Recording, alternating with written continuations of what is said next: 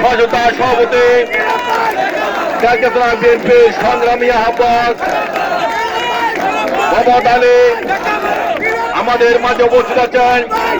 ক্যালকাটা বিএনপির নেতৃবৃন্দ, ক্যালকাটা বিএনপির বিভিন্ন পর্যায়ের নেতৃবৃন্দ, ভাই ও বোনেরা, সবাইকে জানাচ্ছি আমার ব্যক্তিগত পক্ষ থেকে সংগ্রামী শুভেচ্ছা অভিনন্দন। প্রিয় সাথী বন্ধুরা, আমরা পাই নাই বলে ৭১ সালে পাকিস্তানের মধ্যে যুদ্ধ করে আমরা এদেশকে স্বাধীন করেছি, কিন্তু আমরা দেখতে পেয়েছিলাম গত ১৬ বছর আওয়ামী লীগ ক্ষমতায় ছিল। আওয়ামী লীগ বাংলাদেশকে একটি ভারতের অন্য রাজ্যে বানিয়ে ফেলেছিল। গত ১৫ বছর সীমান্তে যখন ইচ্ছা তখনই ভারতের সীমান্ত বাহিনীরা বাংলাদেশের মানুষকে পাখির মতো গুলি করে হত্যা করেছে। আমরা দেখেছি আমাদের বোনকে হত্যা করে তার কাটায় ঝুলে রেখেছিল, কিন্তু তৎকালীন আওয়ামী লীগ সরকার এদের প্রতিবাদ করেনি।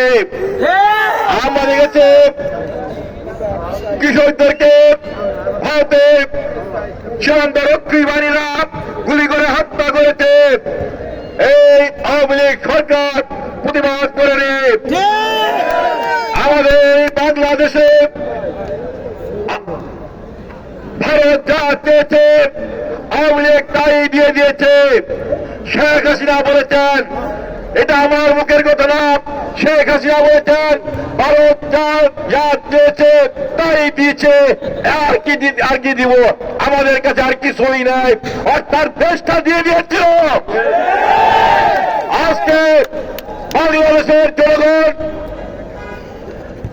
গত আগস্ট মাসে ছাত্র জনতা ঐক্যবদ্ধভাবে আন্দোলন সংগ্রাম করে শেখ হাসিনাকে পদত্যাগ করতে বাধ্য করেছে।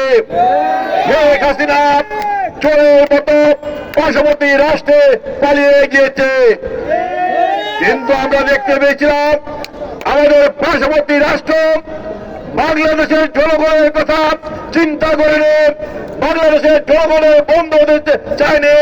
তারা আওয়ামী লীগের বন্ধু হয়েছিল, আওয়ামী লীগকে ক্ষমতায় টিকিয়ে রাখার জন্য তারা আওয়ামী লীগকে সর্বাত্মক সহযোগিতা করেছিল। কিন্তু বাংলাদেশের জনগণ, বাংলাদেশের ছাত্র সমাজ, বাংলাদেশের যুব সমাজকে ঐক্যবদ্ধ করে বিএনপির ভারপ্রাপ্ত চেয়ারম্যান তারেক রহমান আন্দোলন গণআন্দোলনে রূপান্তরিত করে শেখ হাসিনার পতনকে ত্বরান্বিত করেছে, শেখ হাসিনাকে পদত্যাগ করতে বাধ্য করেছিল। এটা আমি মনে করি শুধু আগস্ট মাসের এই 15 দিনে হয়নি, এই আন্দোলন শুরু হয়েছে 16 বছর আগে। এই আন্দোলনের নেতৃত্ব দিয়েছেন বিএনপির ভারপ্রাপ্ত চেয়ারম্যান তারেক রহমান। সর্বশেষ যে আন্দোলন হয়েছে সেই আন্দোলনে তারেক রহমান বাংলাদেশের প্রতিটি প্রান্তে, বাংলাদেশের প্রতিটি জেলায় যোগাযোগ করে কথা বলে ছাত্র সমাজকে, যুব সমাজকে, শ্রমিক সমাজকে ঐক্যবদ্ধ করে রাজপথে নামিয়ে শেখ হাসিনার পতন নিশ্চিত করেছে। আজকে ভারত আজকে বাংলাদেশের স্বাধীনতার সামর্থ্য নস্যাৎ করতে চাচ্ছে। আজকে ভারতের মিডিয়ায় প্রচার করা হচ্ছে বাংলাদেশে হিন্দুদের বাড়িতে হামলা হচ্ছে, মন্দির বন্ধ হচ্ছে, হিন্দুদেরকে মারধর করা হচ্ছে। আমরা এই মিথ্যা প্রচারের বিরুদ্ধে ধিক্কার জানাই। আমরা বলতে চাই ভারত বাংলাদেশকে একটি শান্তিপূর্ণ রাষ্ট্র হিসাবে থাকতে দিতে চায় না। আমরা ভারত বলতে চাই বাংলাদেশে কিন্তু এখন জনগণের সরকার প্রতিষ্ঠিত হয়েছে।